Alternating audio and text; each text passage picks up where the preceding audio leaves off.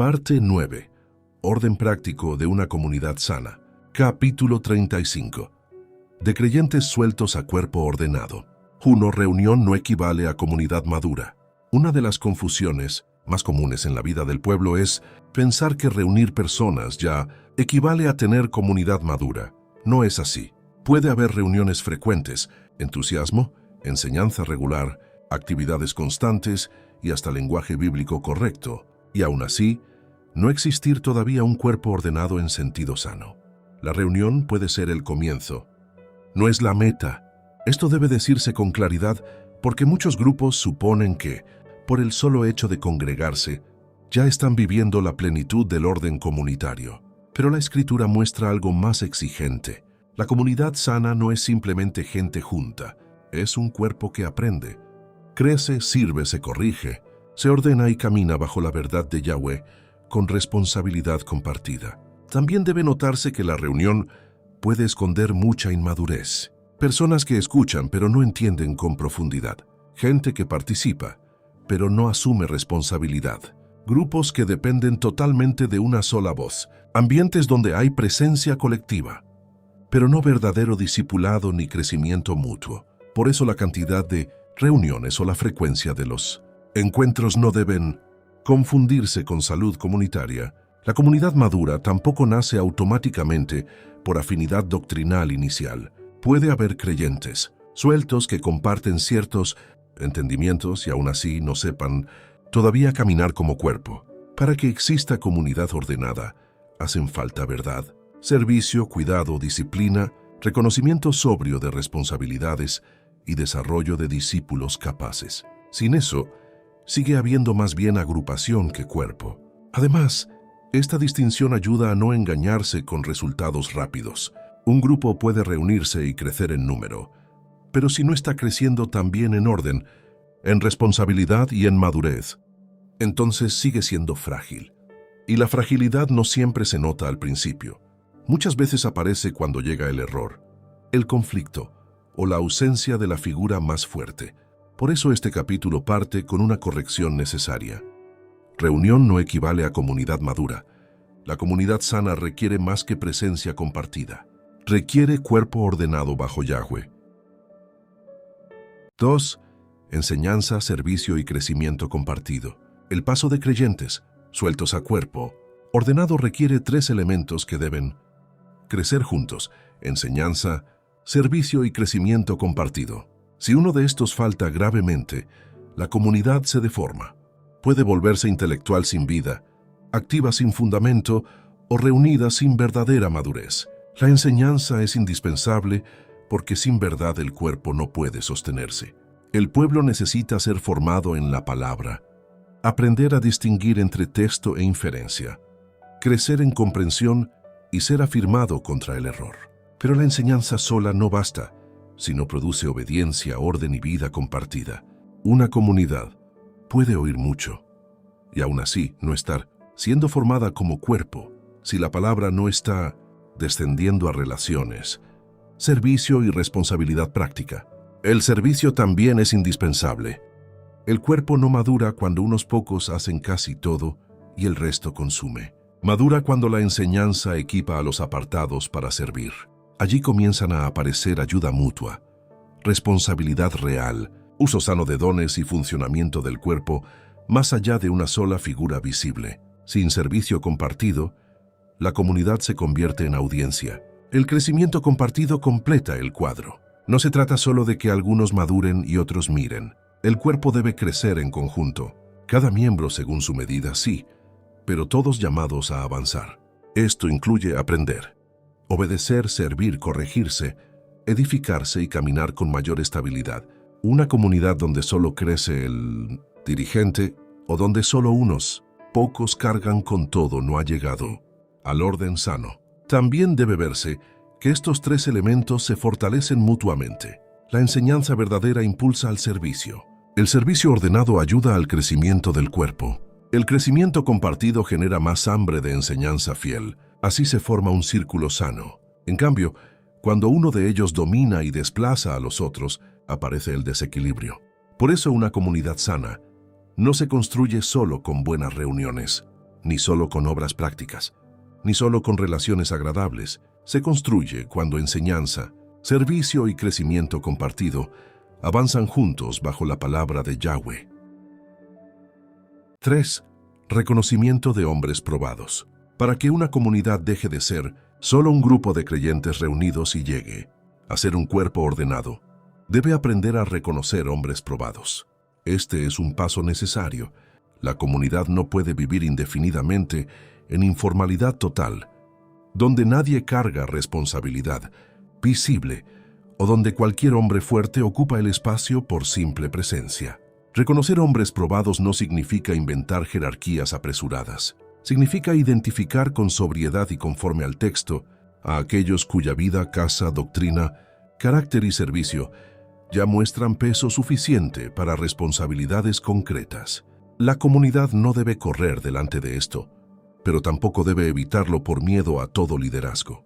Este reconocimiento protege contra dos extremos. Por un lado, protege contra la anarquía práctica, donde nadie sabe quién debe corregir, quién debe velar, quién debe cuidar y quién debe responder por el orden comunitario.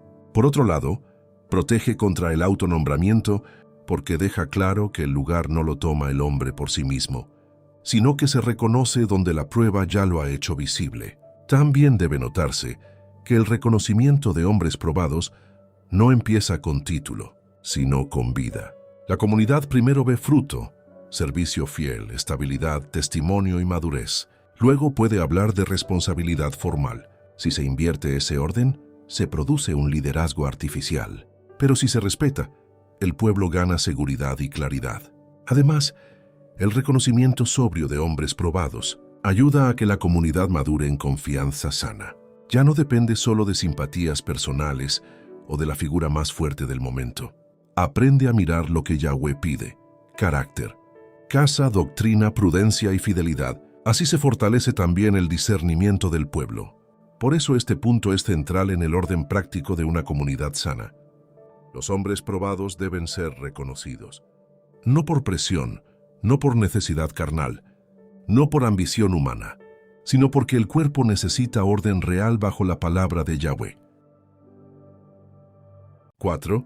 Formación de discípulos capaces. Una comunidad sana no solo necesita ser cuidada en el presente, necesita formar discípulos capaces. Si no lo hace, dependerá siempre de unos pocos y nunca desarrollará verdadera solidez. El orden comunitario no consiste solo en tener dirigentes correctos, sino en producir personas que crecen hasta poder sostener verdad, servir con fidelidad y con el tiempo y la prueba necesaria, llegar también a ayudar a otros. La formación de discípulos capaces exige paciencia. No se trata de producir rápidamente figuras visibles. Se trata de enseñar, corregir, acompañar, exigir obediencia, afirmar en la palabra y dar espacio al crecimiento real. Los discípulos capaces no nacen de la improvisación, sino del discipulado prolongado y del trato fiel con la verdad. También debe decirse que capaces no significa solamente hábiles para hablar, significa formados en carácter, en discernimiento, en responsabilidad y en servicio. Un hombre puede aprender a exponer temas y aún así no ser capaz en el sentido bíblico si no ha sido trabajado en paciencia, verdad, mansedumbre y fidelidad. La comunidad no debe conformarse con formar repetidores, debe formar discípulos sólidos. Además, la formación de discípulos capaces es uno de los principales antídotos contra la dependencia enfermiza. De una sola figura, cuando el pueblo crece, aprende y sirve, la comunidad deja de vivir sobre una base tan frágil. Empiezan a surgir hombres que pueden ayudar, sostener, enseñar sobriamente y cargar pequeñas responsabilidades con fidelidad. Así el cuerpo se fortalece desde adentro. También las mujeres fieles, en los ámbitos y formas de servicio que el texto permite, forman parte de este crecimiento de capacidad en la comunidad. Un cuerpo sano no deja a la mitad de sus miembros en pasividad, ni concentra toda madurez visible solo en el liderazgo formal masculino. Debe existir crecimiento real de toda la comunidad, cada uno en su orden. Por eso, una comunidad sana no se conforma con conservar asistentes, forma discípulos capaces. Esa es una de las señales más claras de que el cuerpo está dejando atrás la simple reunión y entrando en madurez real. 5. Orden progresivo sin inventar jerarquías. El orden de una comunidad sana debe ser progresivo.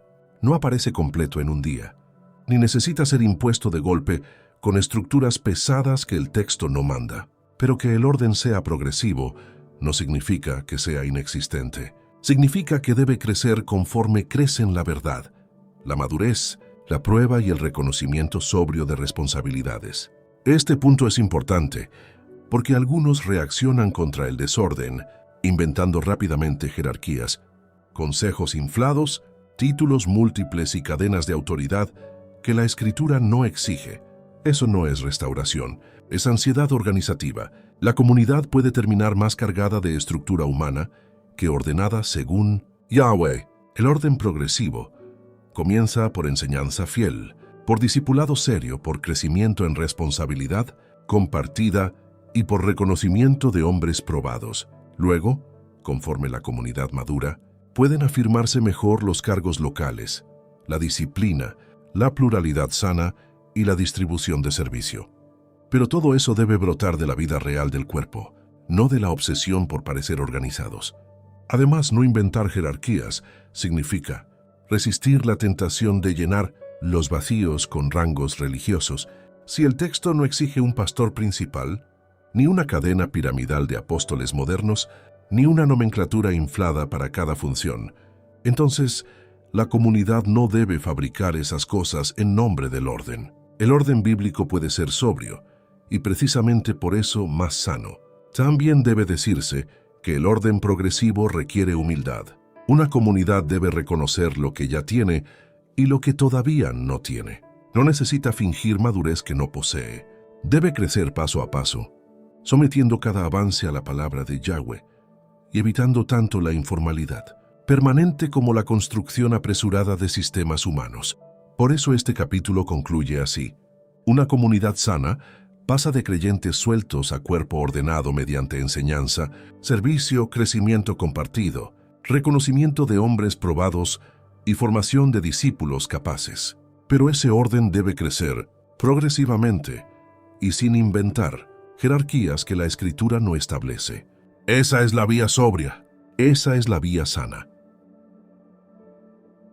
Capítulo 36. Pluralidad, consejo y seguridad. 1.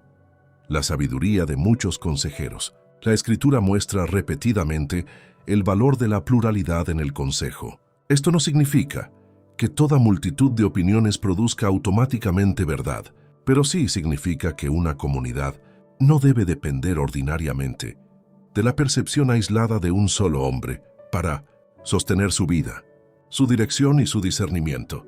La sabiduría de muchos consejeros funciona como protección, equilibrio y freno frente a errores que un individuo solo puede no ver. Este principio ya aparecía en la Torá cuando la carga debía distribuirse y no concentrarse indebidamente. También aparece en la sabiduría bíblica al señalar que en la multitud de consejeros hay seguridad. No se está exaltando el número por sí mismo, sino la ventaja de no dejar que toda evaluación, todo juicio y toda dirección descansen sobre una sola conciencia humana. La pluralidad de consejeros protege, porque ningún hombre ve todo con igual claridad. Aún un dirigente fiel tiene límites, ángulos ciegos, cansancios, preferencias y posibilidades de error. Cuando hay otros hombres probados que pueden hablar con verdad, corregir, advertir y discernir junto con él, la comunidad gana seguridad. El liderazgo deja de ser monólogo y se vuelve más sano. También debe decirse que esta sabiduría no depende de formalismos vacíos. No se trata de tener un consejo solo de nombre, mientras en la práctica todo sigue dependiendo de uno. Se trata de pluralidad real de peso, donde varios hombres maduros pueden participar con verdad en el cuidado y el discernimiento comunitario. Sin eso, la palabra pluralidad puede quedar como adorno, mientras el modelo sigue siendo centralizado. Además, la sabiduría de muchos consejeros ayuda al pueblo a no idolatrar una sola voz. La comunidad aprende a ver que Yahweh puede usar a varios hombres fieles para ayudar a sostener el orden, y que la seguridad no está en el brillo de un individuo, sino en el funcionamiento sano del cuerpo bajo la palabra. Por eso una comunidad sana valora el consejo múltiple, no porque quiera diluir la verdad, sino porque sabe que la concentración excesiva del juicio en uno solo deja al pueblo más expuesto. 2. Peligro del hombre único. Frente a la sabiduría del consejo plural, el peligro del hombre único debe ser señalado con fuerza. Cuando una comunidad gira casi por completo alrededor de un solo hombre, aunque ese hombre sea muy capaz, el riesgo aumenta considerablemente. El hombre único no solo carga demasiado, también se vuelve demasiado central. El peligro empieza por la concentración de peso. Toda enseñanza principal, toda corrección fuerte, toda dirección práctica, toda interpretación decisiva y todo reconocimiento importante, terminan pasando por una sola figura. Eso produce fragilidad. Si ese hombre se desvía, se agota, se endurece o simplemente se equivoca, el impacto sobre la comunidad es mucho mayor porque casi no existen contrapesos reales. También hay un peligro moral para el propio hombre. El centro constante alimenta tentaciones específicas, orgullo, autosuficiencia, dificultad para recibir corrección, sensación de indispensabilidad y hábito de decidir demasiado. Aún un hombre sincero puede deteriorarse bajo una estructura que lo pone permanentemente en el centro sin suficiente equilibrio a su alrededor. El peligro del hombre único también afecta al pueblo. La comunidad aprende a consultar siempre hacia arriba, a no desarrollar discernimiento compartido y a medir la verdad por una sola voz. Aunque todo eso se vista de orden, en realidad se está formando una dependencia malsana. El cuerpo deja de funcionar como cuerpo y se vuelve una masa organizada alrededor de un centro humano. Además, este modelo favorece la reproducción del mismo problema. El hombre único suele formar subordinados sin peso real o imitadores que quieren ser el próximo centro. Rara vez forma pluralidad madura de verdad, porque toda la estructura ya fue edificada sobre la centralidad de uno. Por eso este estudio insiste en que el hombre único como centro práctico de la comunidad no debe ser tratado como ideal bíblico. Puede haber momentos transitorios donde una figura tenga más peso visible, pero convertir eso en modelo estable es peligroso para el líder y para el pueblo. 3. Consejo maduro y equilibrio. La pluralidad solo es realmente útil cuando hay consejo maduro. No basta con reunir varias personas si esas personas no tienen peso, sobriedad, temor de Yahweh y capacidad de hablar verdad. El equilibrio no viene automáticamente del número, viene de la madurez de quienes participan en el consejo. Un consejo maduro está compuesto por hombres probados, no por figuras decorativas. Hombres que aman la verdad más que la comodidad. Hombres capaces de decir sí cuando corresponde y también de decir no cuando hace falta. Hombres que no viven de agradar al líder principal ni de proteger una estructura a toda costa. Sin esa clase de hombres, la supuesta pluralidad puede convertirse en simple formalidad vacía. El equilibrio aparece cuando varios hombres maduros pueden aportar desde el mismo sometimiento al texto, no desde agendas personales, no desde rivalidad de influencia, no desde política religiosa, sino desde temor de Yahweh. Allí el consejo sirve para pesar mejor las cosas, evitar exageraciones, corregir impulsos y proteger a la comunidad de decisiones torcidas. También debe decirse que el consejo maduro no funciona para diluir la responsabilidad. A veces la gente piensa que la pluralidad significa que nadie responde. Realmente por nada. Eso es falso. La pluralidad sana no borra responsabilidad, la distribuye y la fortalece. Cada hombre responde por su fidelidad y juntos ayudan a sostener el orden del pueblo con más seguridad que uno solo. Además, el consejo maduro ayuda a frenar tanto la dureza como la blandura. Un hombre puede tender a reaccionar con demasiada fuerza. Otro puede tender a evitar toda confrontación. En pluralidad sana, esas inclinaciones pueden ser equilibradas y corregidas. Así la comunidad recibe un cuidado más sobrio. Por eso no se trata solo de tener muchos, sino de tener consejo maduro. La pluralidad sin madurez puede ser desorden, pero la madurez compartida es gran protección para el cuerpo. 4. La comunidad protegida por pluralidad. Cuando existe pluralidad sana, la comunidad gana protección real, no solo en teoría, sino en la práctica diaria de su vida. La pluralidad protege en doctrina, en decisiones, en corrección, en cuidado y en continuidad. No elimina todos los peligros, pero sí reduce mucho la vulnerabilidad que produce la concentración excesiva. Protege doctrinalmente, porque no todo depende de una sola mente. Hay más posibilidad de detectar exageraciones, errores o sesgos antes de que se vuelvan enseñanza dominante para todo el pueblo. Esto no garantiza perfección, pero sí crea un terreno menos favorable para el error unilateral. Protege en la corrección porque el pueblo no queda a merced del temperamento de un solo hombre. Si uno corrige con demasiada dureza, otros pueden equilibrar. Si uno es demasiado lento para actuar, otros pueden advertir. Así la disciplina y el cuidado pueden ejercerse con más justicia y menos arbitrariedad. Protege también al propio liderazgo. Los hombres maduros en pluralidad pueden sostenerse, advertirse y frenarse entre sí. El que se cansa puede ser ayudado. El que se acelera puede ser moderado. El que no ve algo puede ser advertido. Todo eso hace más segura la vida de la comunidad. Además, la pluralidad protege la continuidad del cuerpo. Si una comunidad ha sido edificada con varios hombres, probados y no alrededor de un solo centro, podrá atravesar mejor una ausencia, una enfermedad, una salida o incluso una caída de alguno. Habrá dolor, sí, pero no colapso absoluto. Eso es una señal de salud estructural. También protege al pueblo de idolatría funcional. Le recuerda que la cabeza sigue siendo el Mesías y que los hombres que sirven, por útiles que sean, siguen siendo siervos. La pluralidad ayuda a quebrar la idea del hombre indispensable y devuelve a la comunidad una forma más bíblica de seguridad. 5. Aplicación legítima y límites. Ahora bien, este principio debe aplicarse con sobriedad. La pluralidad es sana, pero no debe ser usada para inventar estructuras pesadas que el texto no exige. No todo grupo necesita copiar esquemas complejos, ni multiplicar nombres y cargos para parecer más bíblico. La aplicación legítima consiste en reconocer el valor de varios hombres probados, sirviendo juntos, no en construir una burocracia religiosa. También hay que poner un límite claro. Pluralidad no equivale a cualquier grupo de hombres reunidos. No basta tener varios nombres si todos dependen en la práctica de una sola figura.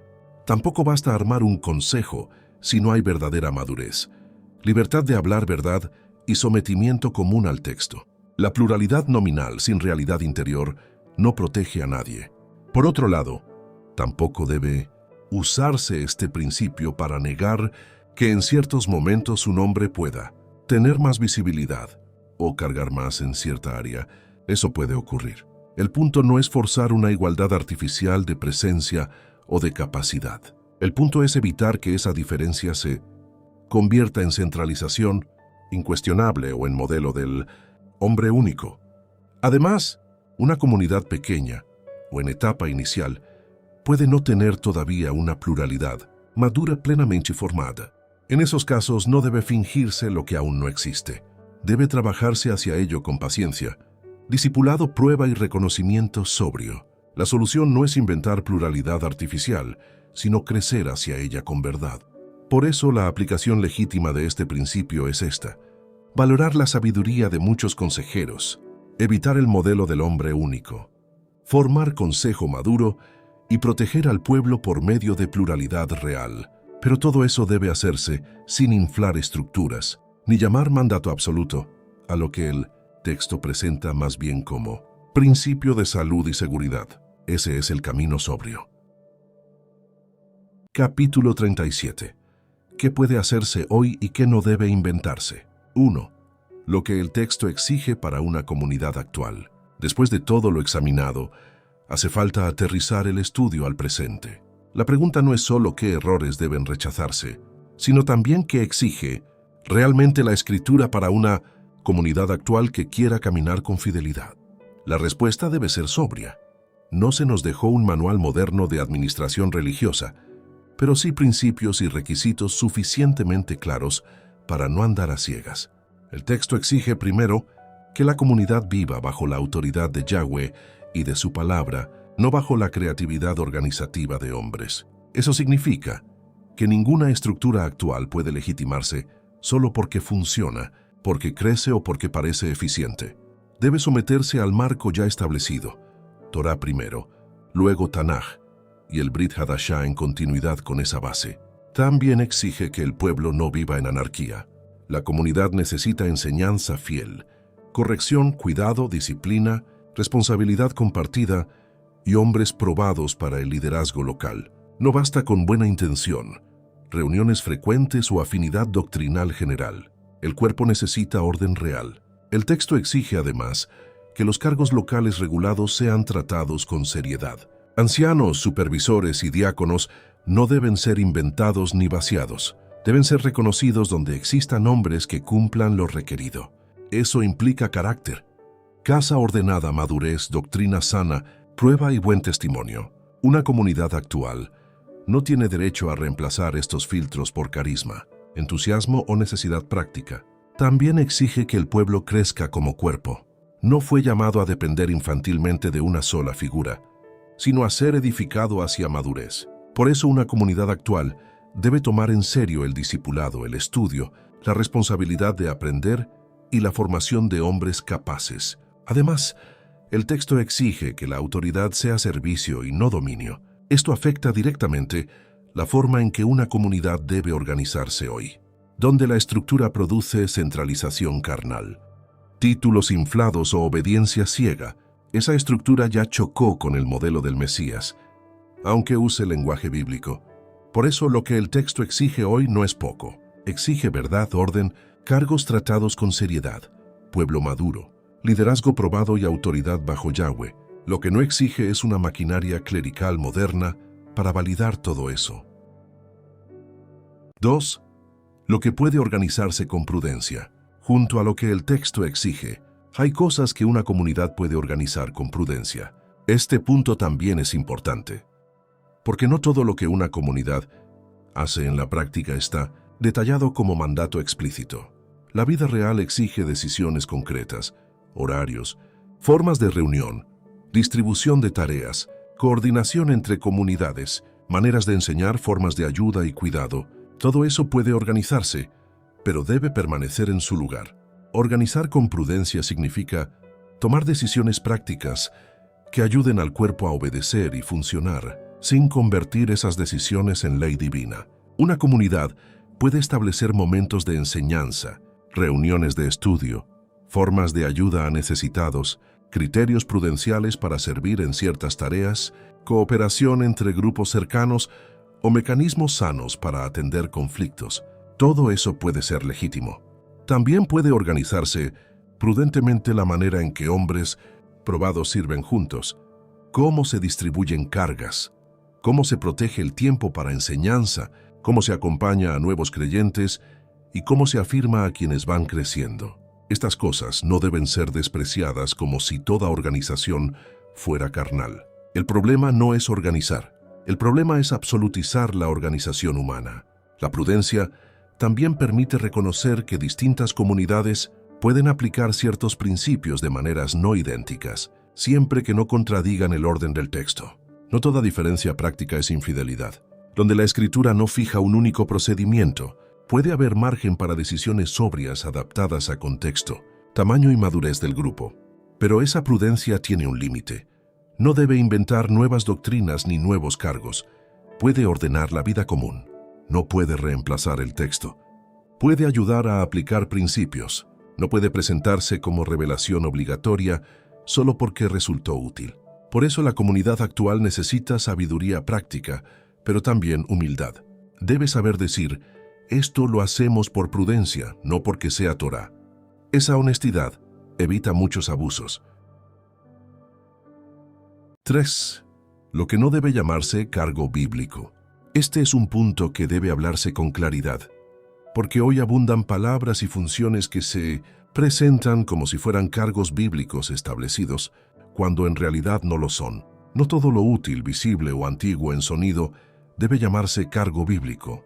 No debe llamarse cargo bíblico a una posición que la Escritura no regula con claridad como tal. Si un hombre sirve enseñando, Eso no basta para crear un cargo oficial de moré principal. Si alguien cuida personas, eso no basta para establecer automáticamente una oficina separada de roé como rango central. Si alguien abre obra o visita grupos, eso no basta para autoproclamarse apóstol en el sentido moderno de superioridad estructural. Tampoco debe llamarse cargo bíblico a toda función necesaria dentro de una comunidad. Hay ayudas, coordinaciones, tareas prácticas, acompañamientos y servicios útiles que pueden existir sin necesidad de convertirlos en títulos formales o posiciones de autoridad. Una comunidad puede necesitar orden práctico sin que por eso cada necesidad deba transformarse en cargo sagrado. Además, no debe llamarse cargo bíblico a costumbres heredadas del cristianismo, institucional o del mesianismo, moderno solo porque ya están normalizadas. Pastor principal, copastor, profeta de la casa, padre espiritual, cobertura apostólica y expresiones similares pueden ser muy comunes, pero la costumbre no las vuelve cargos establecidos por la Escritura. También debe evitarse el autoengaño de cambiar el idioma y pensar que el problema desapareció. Si pastor es cuestionable como cargo central separado, no se corrige simplemente llamándolo roé. Si maestro principal no fue regulado como oficina fija, no se vuelve automáticamente bíblico llamándolo moré. Cambiar el sonido no cambia la sustancia. Por eso una comunidad sana debe aprender a hablar con precisión. Donde el texto regula un cargo, debe decirlo. Donde solo describe una función, debe mantenerlo como función. Donde solo hay una necesidad organizativa, debe llamarla organización práctica y no cargo bíblico. 4. Lo que no debe imponerse como si fuera Torá. Una de las corrupciones más repetidas en la vida comunitaria es imponer como si fuera Torá lo que en realidad es costumbre, inferencia fuerte o decisión prudencial. Este error es especialmente dañino porque reviste de autoridad divina lo que solo pertenece a la administración humana de una comunidad concreta. No debe imponerse como si fuera Torá una estructura organizativa que el texto no definió expresamente. Una comunidad puede decidir reunirse de cierta manera, tener ciertos tiempos de enseñanza, usar ciertos métodos de coordinación o incluso adoptar un orden práctico particular para distribuir tareas. Pero si luego presenta todo eso como si Yahweh lo hubiera mandado tal cual, ya cruzó el límite. Tampoco debe imponerse como si fuera Torá una preferencia del líder, una costumbre local o un modelo heredado. Muchas veces el problema no es solo inventar algo, sino darle peso sagrado. Así nacen cargas innecesarias, uniformidades artificiales y ambientes donde disentir de una decisión práctica se trata como rebeldía espiritual. Eso no es fidelidad, es clericalismo. También debe evitarse imponer como si fuera Torá conclusiones que todavía son inferencia y no texto explícito. Hay inferencias fuertes y legítimas, sí, pero deben presentarse como tales. Cuando el dirigente deja de distinguir entre mandato y deducción, termina gobernando con más rigidez de la que la Escritura le permite. Este punto toca también temas sensibles de orden comunitario, participación, formas de reunión, lenguaje de títulos y costumbres heredadas. La comunidad puede tomar decisiones prudentes, pero no debe revestirlas de una autoridad que Yahweh no les dio. Por eso la honestidad doctrinal exige una disciplina clara.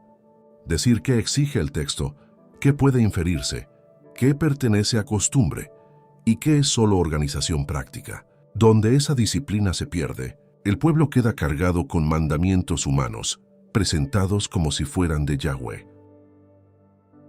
5. ¿Cómo evitar clericalismo y anarquía? Uno de los desafíos más grandes para una comunidad actual es evitar dos extremos opuestos, clericalismo y anarquía. El clericalismo concentra poder, infla títulos, produce dependencia y reduce al pueblo a audiencia. La anarquía, por otro lado, desprecia el orden, relativiza los cargos, rechaza la corrección y deja a la comunidad sin cuidado reconocido. Ambos extremos son ajenos al equilibrio del texto. Evitar el clericalismo requiere mantener la autoridad bajo Torá, distinguir entre función y cargo, rechazar el autonombramiento, honrar la pluralidad, formar discípulos maduros y no permitir que una sola figura se convierta en centro indispensable. También requiere que el pueblo estudie y no se entregue ciegamente a hombres. Evitar la anarquía requiere otra clase de firmeza. La comunidad no debe sospechar de toda autoridad como si reconocer hombres probados fuera automáticamente traicionar al Mesías.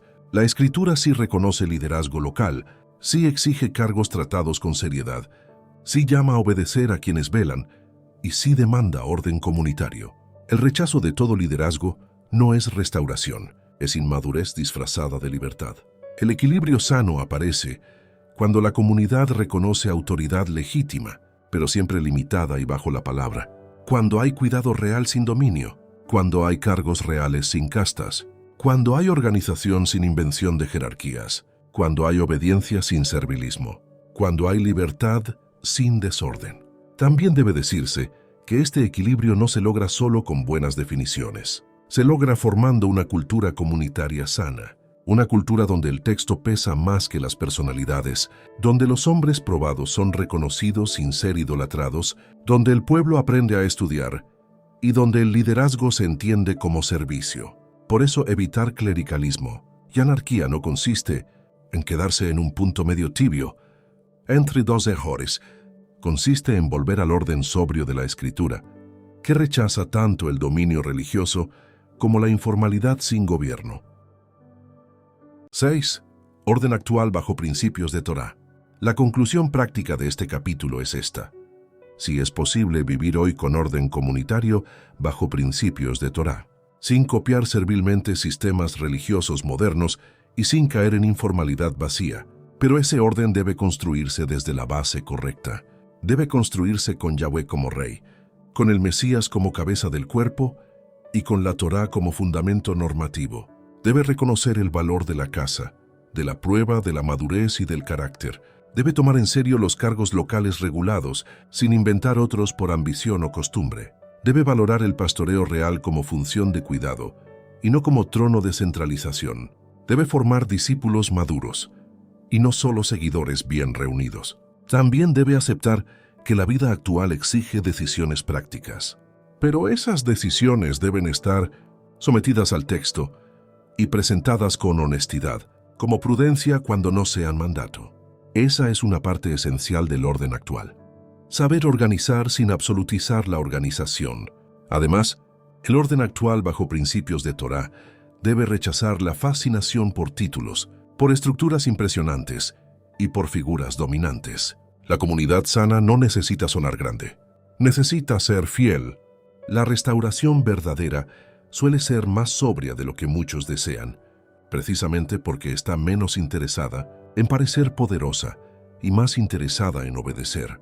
Finalmente, este orden actual exige responsabilidad de todos, dirigentes probados, pueblo que estudia, disciplina cuando hace falta, pluralidad sana, servicio compartido y una comunidad que no se deja tomar por asalto ni por hombres ni por sistemas humanos. Por eso este capítulo cierra con una afirmación sencilla pero decisiva. Hoy sí puede vivirse con orden comunitario fiel, pero ese orden no debe inventarse desde ambición religiosa ni copiarse desde tradición humana. Debe construirse bajo principios de Torá, con sobriedad, con verdad y con temor de Yahweh. Capítulo 38. Organización práctica y sus límites. 1. Lo que el texto exige. Toda comunidad necesita organización práctica, pero no toda organización tiene el mismo nivel de autoridad. Por eso, antes de hablar de lo que puede hacerse con prudencia, hay que fijar otra vez lo que el texto realmente exige. Si esto no se mantiene claro, la comunidad terminará tratando decisiones humanas como si fueran mandatos de Yahweh.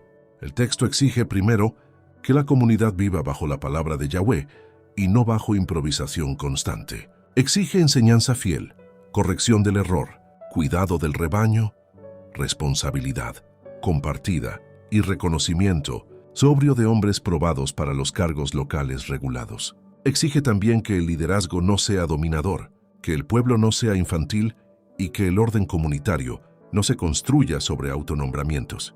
El texto exige además que haya seriedad respecto al ancianato, supervisión local y al diaconado. No basta con que una comunidad sea ferviente o doctrinalmente inquieta. Si quiere caminar en orden, debe tomar en serio lo que la Escritura regula con claridad. Carácter, casa, madurez, prueba, testimonio y aptitud real para enseñar y cuidar. También exige disciplina y protección doctrinal. La comunidad no puede limitarse a reunirse y enseñar temas generales. Debe corregir cuando hace falta, refutar el error cuando aparece y no permitir que la falsa enseñanza avance como si fuera diferencia menor sin consecuencias. Eso no es opción, es parte del cuidado del cuerpo. El texto exige asimismo que la comunidad no viva alrededor de una sola figura, como si ella fuera indispensable. La lógica del cuerpo, del discipulado y de la pluralidad sana ya ha sido establecida. Por tanto, toda organización práctica debe someterse a ese marco y no reconstruir bajo otro nombre el mismo clericalismo que el estudio ha venido corrigiendo. Por eso, cuando una comunidad piense en organización, debe comenzar aquí, ¿qué es lo que Yahweh sí demanda? Todo lo demás solo tendrá legitimidad si sirve a esas exigencias y no si las desplaza o las sustituye. 2. Lo que solo puede proponerse como prudencia. Junto a lo que el texto exige, hay muchas cosas que no fueron fijadas como mandato detallado y que, por tanto, solo pueden proponerse como prudencia. Este es un punto muy importante, porque ayuda a evitar que los dirigentes conviertan su preferencia, su experiencia o su método en ley para el pueblo.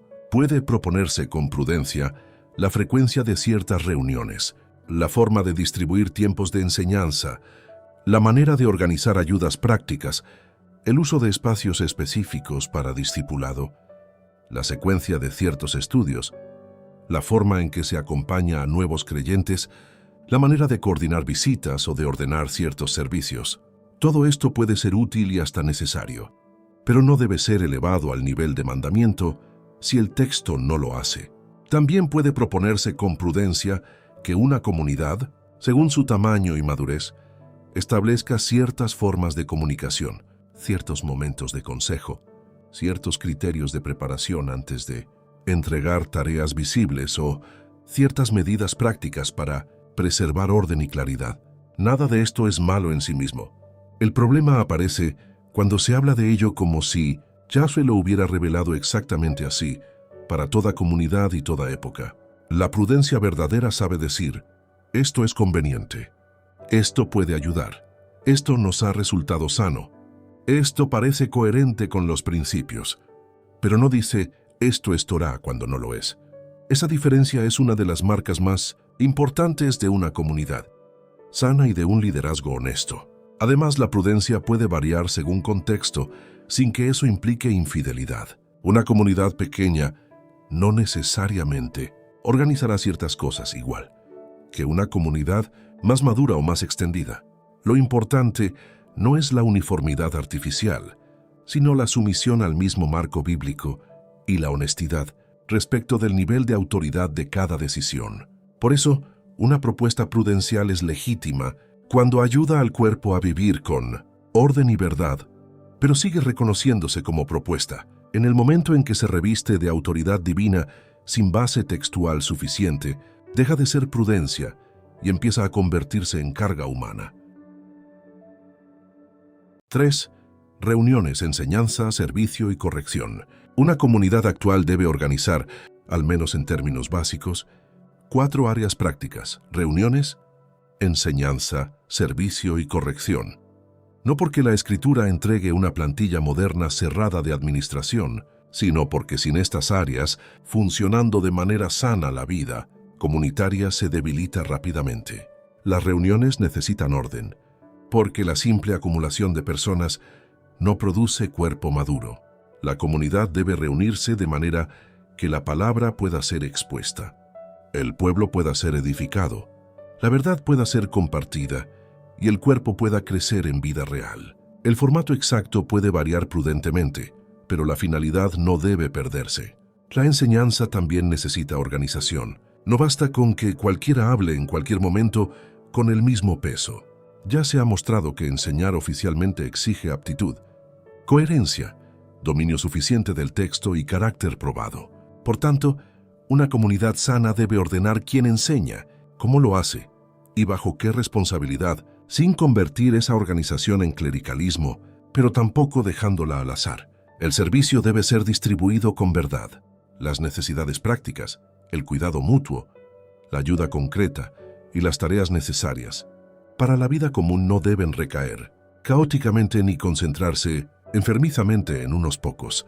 Aquí entra el principio de reconocimiento de hombres fieles para cargas específicas y de participación real del cuerpo según madurez y capacidad. La corrección, por último, no puede quedar fuera de la organización práctica. Una comunidad debe saber cómo tratar error, desorden, conflicto y falsa enseñanza, sin improvisar siempre desde cero. No se trata de crear protocolos fríos, sino de reconocer que la corrección también forma parte de la vida ordenada del pueblo, donde nadie sabe quién corrige, cómo se pesa una situación o cómo se protege al rebaño, el cuerpo queda vulnerable. Estas 4 áreas no agotan toda la vida comunitaria, pero sí muestran algo importante. La organización práctica no es enemiga del espíritu ni de la verdad. Es necesaria. Lo que debe cuidarse es que nunca suplante al texto ni se convierta en aparato humano de control. 4. Cooperación entre comunidades. La cooperación entre comunidades puede ser buena y útil, pero también necesita límites claros. La escritura sí muestra relación. Ayuda, comunicación, visitas, fortalecimiento mutuo y atención compartida a ciertos asuntos. Por tanto, no debe pensarse que cada comunidad local debe vivir como isla, cerrada sin vínculo con nadie. Más, esa reacción también sería torpe. Puede haber cooperación en enseñanza, ayuda a necesitados, afirmación doctrinal, consejo mutuo, apoyo en tiempos de dificultad o colaboración, para fortalecer a grupos más pequeños o más nuevos.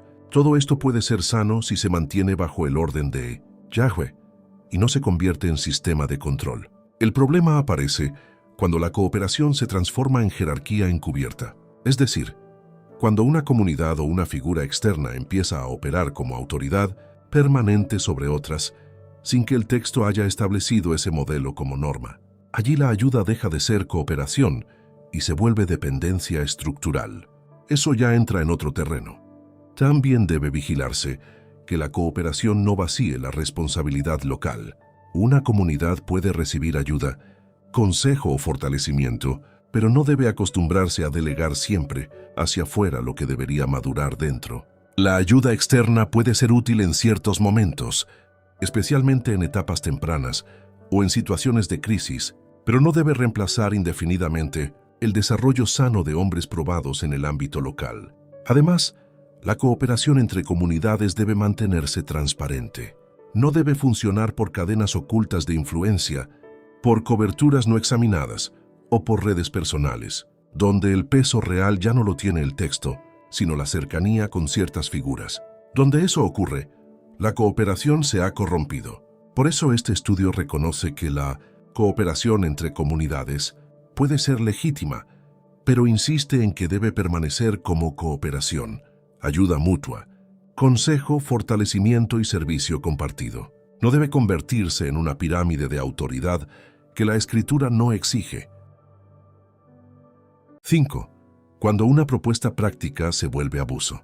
Una propuesta práctica se vuelve abuso cuando cruza ciertos límites. Y es importante nombrarlos, porque muchos abusos no comienzan como herejías abiertas. Comienzan como decisiones útiles que luego se absolutizan, se centralizan o se blindan con lenguaje espiritual. Se vuelve abuso cuando una propuesta prudencial empieza a imponerse como si fuera Torah, es decir, cuando ya no se presenta como ayuda práctica, sino como mandato divino incuestionable. Allí el dirigente deja de administrar con humildad y empieza a gobernar con añadiduras humanas.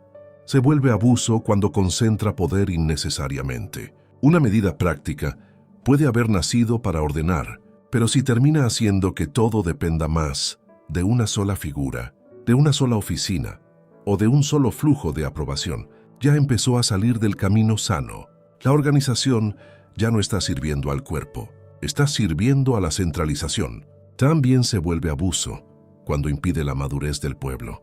Si una propuesta práctica mantiene a la comunidad eternamente dependiente, sin crecer en discernimiento, sin formar hombres probados y sin desarrollar responsabilidad compartida. Entonces, aunque parezca ordenada, está produciendo un orden enfermo. Se vuelve abuso, además, cuando ya no tolera examen.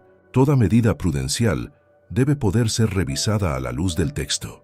Si alguien la blinda con frases como «así se hace aquí», «esto lo reveló Yahweh», «esto no puede tocarse» o «cuestionarlo es rebeldía», entonces ya se está usando la organización como instrumento de dominio. Y finalmente, se vuelve abuso cuando desplaza el propósito original de la comunidad: edificar discípulos maduros bajo Yahweh. Si la estructura se protege más a sí misma que a la verdad, si importa más conservar el sistema que formar al pueblo, entonces la propuesta práctica ya se convirtió en algo que debe ser corregido. Por eso este capítulo termina con una regla necesaria. La organización práctica es legítima cuando sirve al orden de Yahweh con humildad y sobriedad. Se vuelve abuso cuando pretende ocupar el lugar de la palabra, del discernimiento del cuerpo o de la autoridad del Mesías. Ahí es donde debe ponerse freno.